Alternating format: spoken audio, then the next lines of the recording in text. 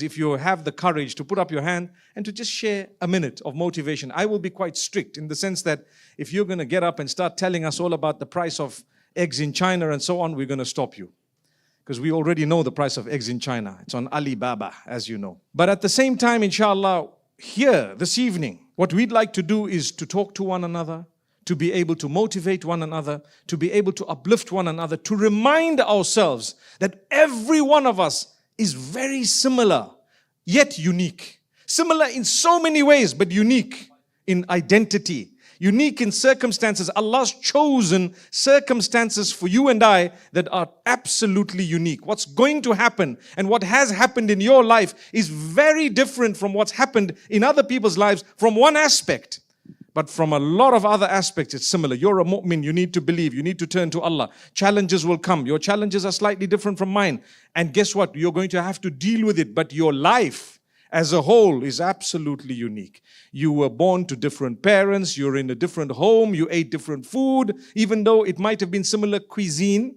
So we were saying that Allah Almighty, to seek forgiveness of Allah is something that is the starting point. When you want to ask Allah something, the closest you can ever be is sujood, prostration. أَقْرَبُ مَا يَكُونُ الْعَبْدُ لِرَبِّهِ وَهُوَ سَاجِدٌ. The closest that a slave can ever be to their Lord is in the condition of prostration.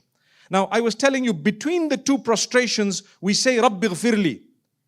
Do you know that dua? You're supposed to be making a dua at different times, right, in your prayer. One of them is, between the two prostrations, in some of the schools of thought, it's actually mandatory. And some of them, it's not mandatory. But what is the dua? The dua is, رَبِّ اغْفِرْ لِي. That's the simple part of it, the simple way. You could say a slightly longer dua. The point I'm raising is, oh Allah, forgive me. I went down, prostrated, I said, Subhana Rabbi al-A'la, you are the greatest, O my Lord. Glory be to the one who made me, or the one who's in control of every aspect of my existence. And what are we saying? You are the highest. Come up from sujood, you say Allahu Akbar, and you say, Rabbi ghfirli, oh Allah, forgive me. Who's going to forgive you? The one who you just described in your sujood. And then you go back to another sujood. Subhanallah. Amazing. Everything happens in salah once, in a unit.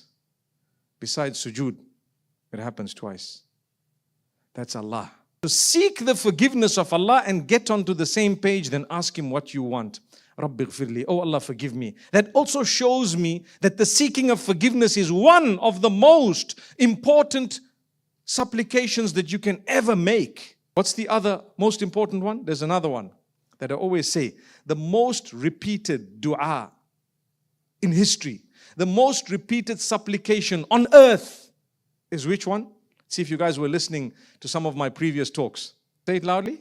اهدنا الصراط المستقيم. That's the dua. Guide us to the straight path. Don't you say it every rak'ah?